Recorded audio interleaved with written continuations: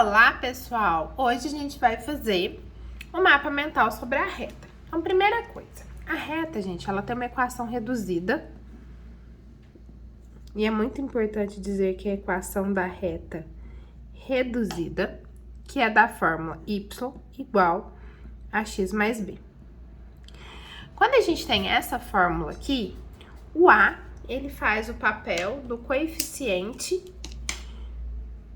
de inclinação, que é o m, e o b é onde a reta corta o eixo y, ou seja, a gente já tem um ponto que é 0 no x e b, que é onde por onde essa reta passa, tá? Além disso, a gente consegue produzir, né, fazer a equação da reta se nós temos dois pontos, que aí com esses dois pontos a gente acha o coeficiente de inclinação, que é y1 menos y2, sobre x1 menos, x2. Ou, se você tiver o ângulo de inclinação dessa reta, você também consegue achar esse coeficiente de inclinação pela tangente do ângulo, tá? Bom, a equação da reta, sem ser a equação da reta reduzida, né? A equação da reta mesmo, ela é dada por y menos y0 igual a m, x menos x0.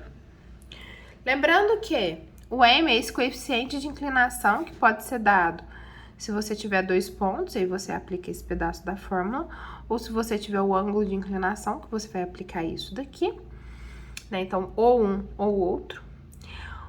O x0 e o y0 é um ponto qualquer que você vai substituir o valor aqui. Lembrando, gente, que se eu te der dois pontos, né, e te perguntar qual que é a equação da reta que tem esses dois pontos, você vai utilizar os dois pontos para achar o m. Então, você vai ter ponto, neste caso aqui, você vai ter um ponto A, que vai ser x1, y1, e você vai ter um ponto B, que é x2, y2. E aí, você vai aplicar a fórmula. Quando você vier substituir aqui, você vai escolher um dos dois, por isso que tem essa bolinha, esse zero, né?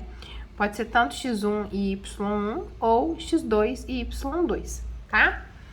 O importante é que você escolha um único ponto. Tem que tomar cuidado para não escolher o x de um e o y do outro, tá? Outra coisa muito importante é que uma reta ela é definida por dois pontos, tá? Então, se a gente tem dois pontos, a gente tem uma reta. Por que a gente fala isso? Porque por um ponto no plano cartesiano passam-se infinitas retas. A partir do momento que você tem por dois pontos vai passar uma única reta no plano, né? Além disso tudo, a gente pode classificar essa reta em crescente, que é quando o seu m é maior que zero, ou seja, positivo. A gente pode classificar ele em decrescente, que é quando o m é menor que zero, ou seja, negativa, e em constante, que é quando o m é igual a zero. Então, a gente tem essas três classificações, tá? Crescente, decrescente, constante.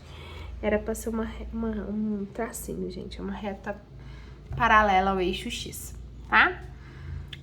Lembrando, pessoal, que eu posso, né? Eu não, né? Qualquer pessoa, um exercício pode te trazer tanto a equação da reta e te perguntar se ela é crescente, se ela é decrescente, aí você vai olhar o m, que é o a, que acompanha o x. Pode pedir para você desenhar o gráfico, e aí você, sabendo que ela é crescente ou decrescente ou constante, e onde ela corta no eixo y, já tá mais fácil, porque para fazer o gráfico, eu preciso de exatamente o quê? Dois pontos, já que ela é definida, né, por dois pontos. O exercício também pode dar o coeficiente, o valor do ângulo, né, e um ponto para achar reta, ou dois pontos para achar reta. Se ele te der dois pontos, você aplica esse pedaço da fórmula e depois esse. Se ele te der o ângulo de inclinação e um ponto, você vai aplicar tangente e depois essa fórmula.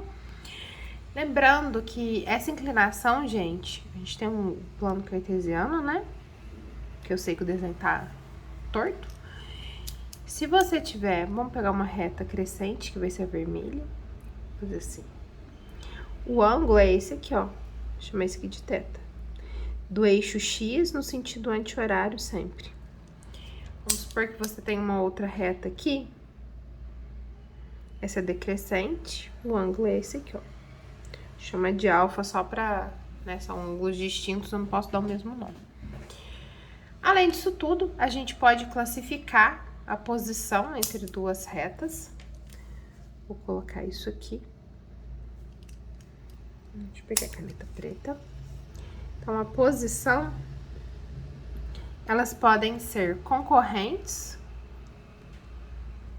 ou seja, elas se cruzam em um ponto, e a partir do momento que elas são concorrentes, elas podem ser perpendiculares.